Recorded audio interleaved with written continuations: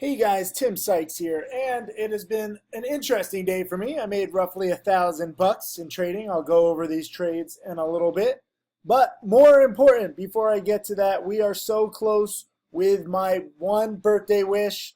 All I wanted for my birthday was to build a school. We've raised now $14,800, and it takes $35,000 to build one school with Pencils of Promise.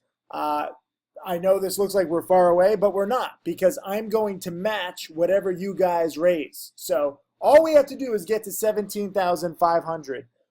So a little over 2,000, nearly 3,000 left to go. That means that if just 30 of you donate $100 or 60 of you donate $50, we are there. And I'm really excited to have, this school is going to be the penny stock community school.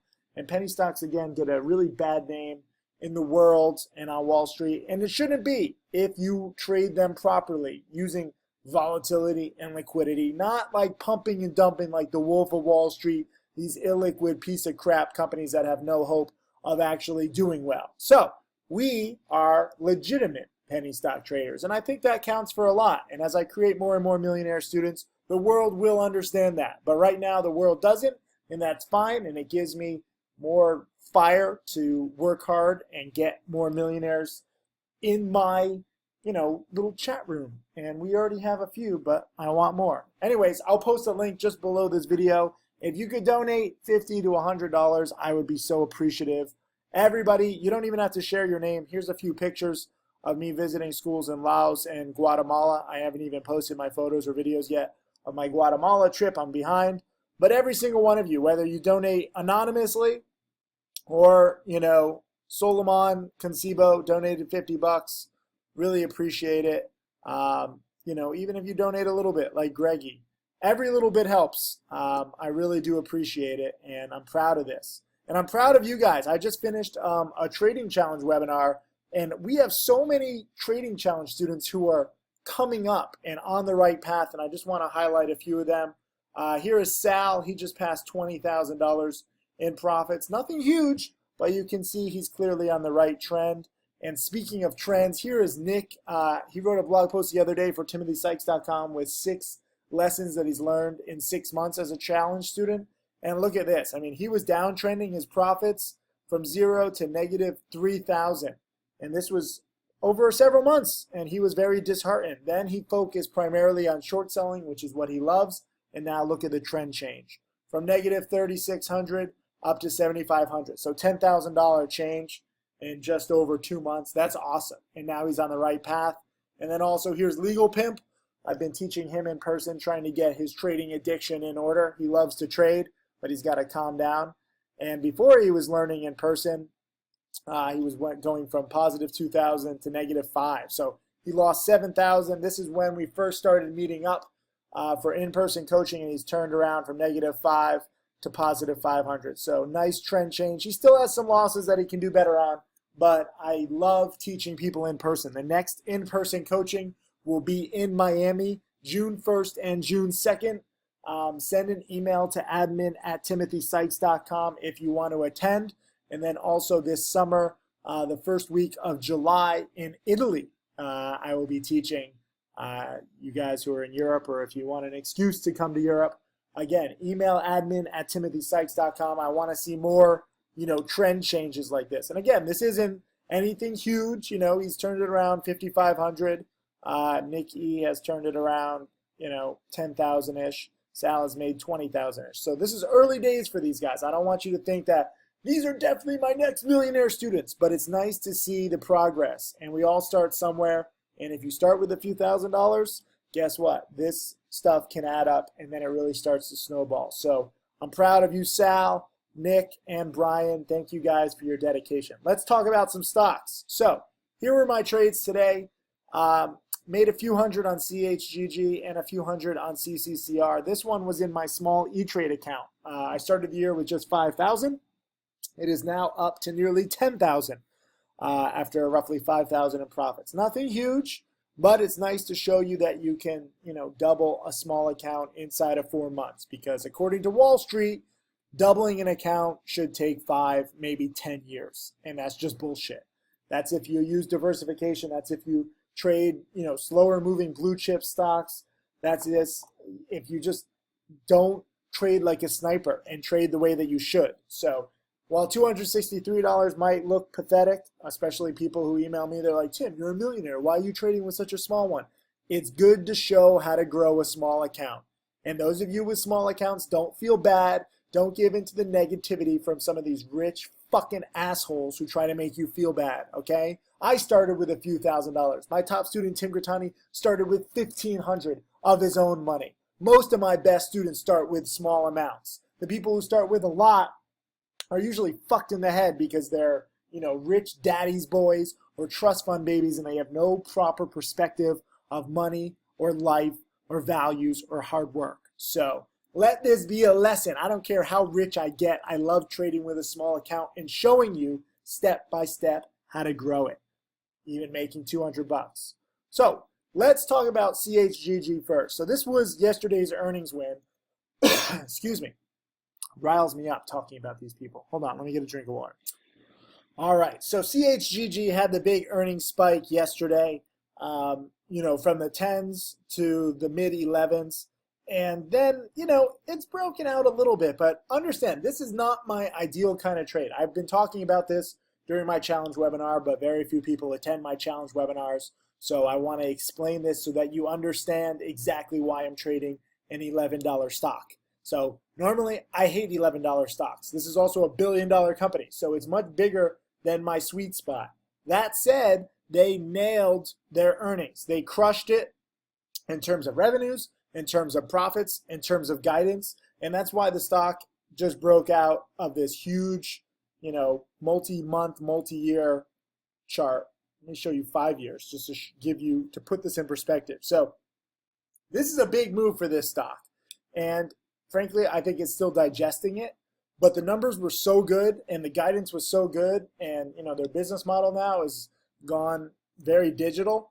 They're into like textbook loaning and teaching, and they've changed from kind of like Netflix did, where Netflix used to ship out DVDs, and now they've gone digital, and Chegg is kind of in the process of that.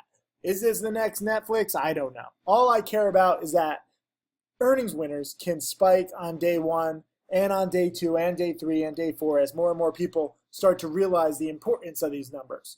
So when it had that spike, some of you guys nailed it. When it took out the highs right here in the 1050s, it was very quick. I was trading 2 other positions. I've been over trading a little bit this week, so I missed this run up.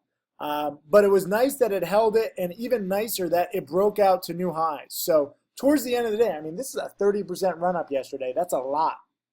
But it still managed to hold near its highs. So I took a small position here in the 1170s, and my goal was to sell in the low 12s.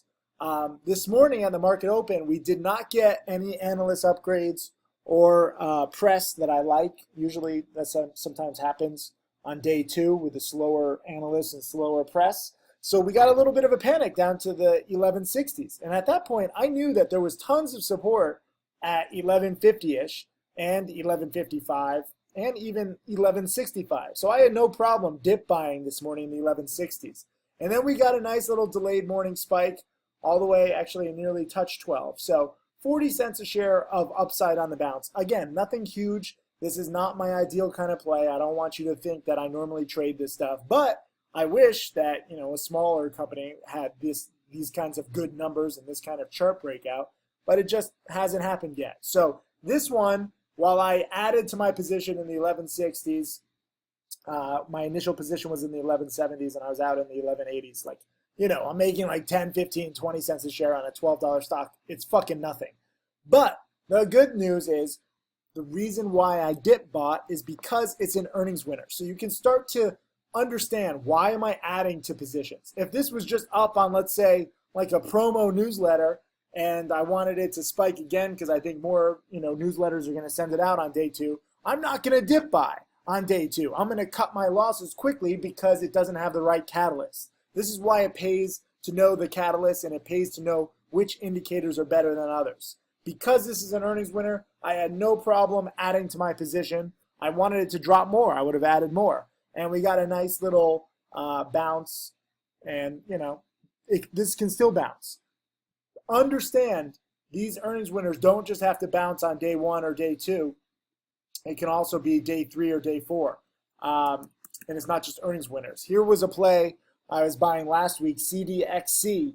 They got a billionaire new investor who's the richest man in China, and even more than Jack Ma of Alibaba. And the stock went from 250 to 350 and came down, and I was dip buying it in here in the 280s. Now, I was selling it, again, in the low 3s because I just didn't think that it would necessarily get back to 350. But this big run-up was on day 4. Day 4 of the same news. And this is the beauty of penny stocks. You don't have to be there for breaking news. You don't have to be there every single second if you understand the right catalyst. And from the bottom here, where I was buying it in the 280s to the top here in the 380s, I mean, this is a 30% gain in, 3 or 4 days. Now, obviously, I underestimated it, but I was on the right track. And this is another good example of a really good catalyst when a big billionaire is investing a big amount, $25 million. This stock can run as more and more people figure it out and see the news later and later and later. So this has been a good play, and a lot of you guys made 50 cents a share or 75 cents a share or even $1 a share. The gain was there, the opportunity was there, and this will happen again. So just start being prepared and start understanding the right catalyst. It helps if you watch my trader checklist guide. It really does. Also, I wanted to talk about, what was my other play? CCCR. So this one had, a big spike in here, but then lately, 1 morning spike, 2 morning spikes, 3 morning spikes, 4 morning spikes. Today was the first time that it didn't really have a morning spike. So some people are like, Tim, you were buying this in the 260s yesterday and it's down today. Why are you celebrating? Because it did have a morning spike. It's just not as big as I wanted or anybody wanted, but it's really not that surprising. It doesn't have to stay up all day for you to sell. All it needs to do is go up for a minute or two, and if you have the right mindset and perspective and training, you can sell. So I had the stock overnight from the 270 area, 260s even, right? So I don't care if it goes up to 280 or 285 or 290, and it stopped at 295. Why is it important that it stopped at 295? Well, let's look at the 2-day chart.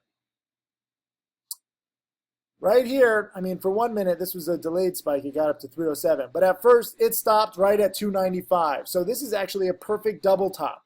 But because I'm in from the 260s, I don't mind selling it into this double top. I don't care if it doesn't break 3. I was ready. I was prepared. I could have sold it, after hours. In the 280s, I could have sold it pre-market here in the 280s. But right at the open, it did hit 295, and that's all you need. And now, it might come back towards the end of the week, but there is a risk of a financing here, so I'm not going to be too aggressive. I had a very small position. I will not take a big position overnight on a stock like this that has a risk of financing. Because again, I'm knowing the indicators. Lower positions or no long positions when there's risk of financing.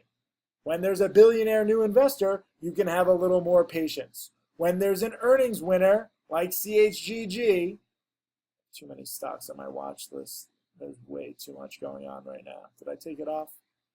Yeah. PIRS was a good one today too, as we talked about on my challenge webinar.